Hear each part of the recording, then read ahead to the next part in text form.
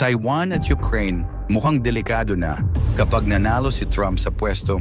I will end the Russian-Ukraine war in 24 hours. Taiwan should pay US in exchange for military protection.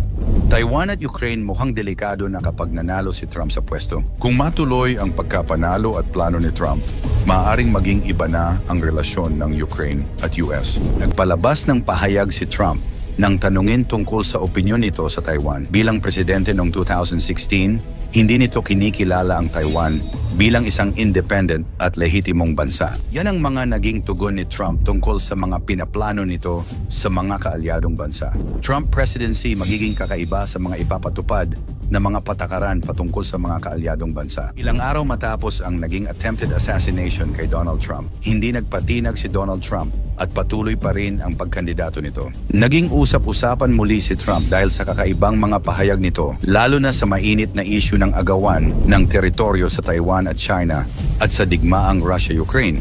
Ano na lamang ang mangyayari sa Taiwan at Ukraine kung sakaling manalo si Donald Trump? Tuluyan na kayang hahayaan ng US na makuha ng China ang Taiwan? Hahayaan na ba ng US ang Russia na manalo sa digmaan nito sa Ukraine? Yan ang ating aalamin.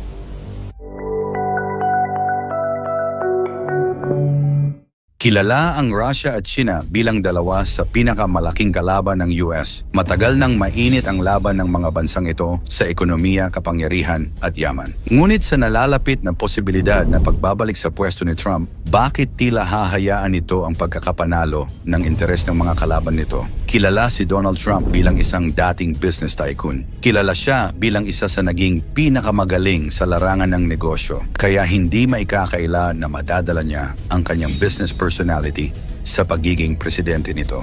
Relasyong Taiwan at US.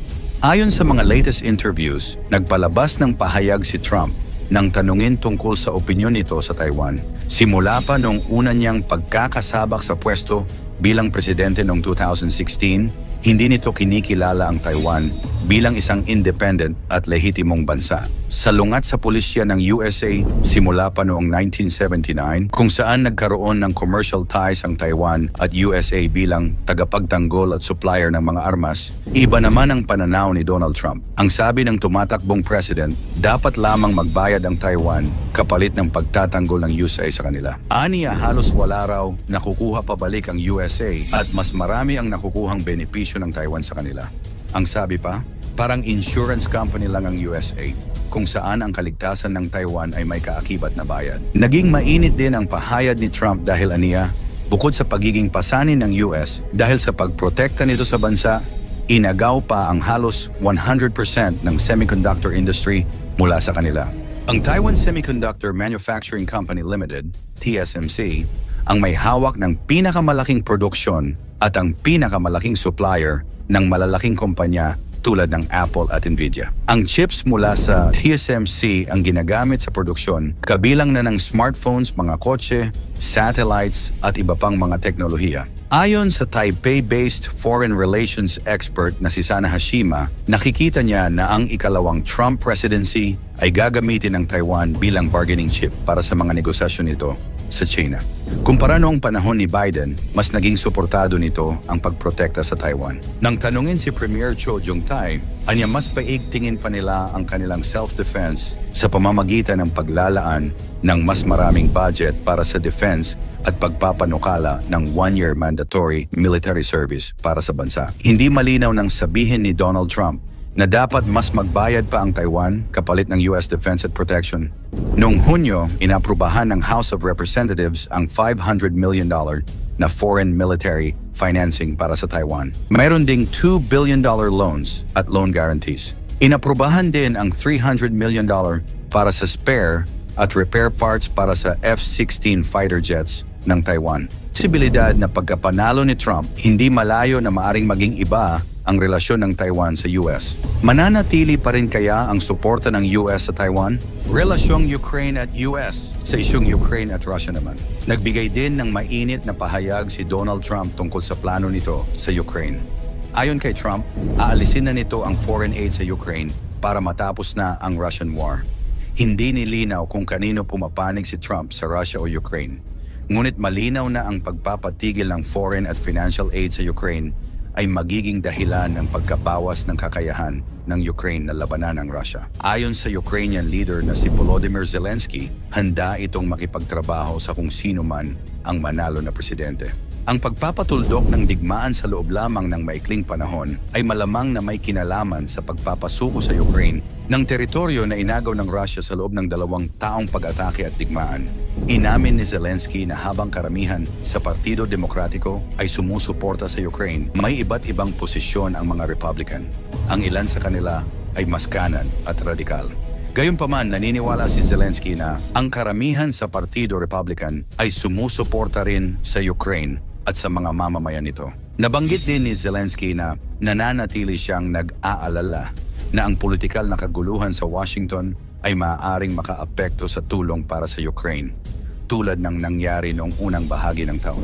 Bumabalik na ang kumpiyansa naming sa US dahil nagsimula nang dumating ang mga armas. Ngunit kailangang pabilisin ang pag-deliver.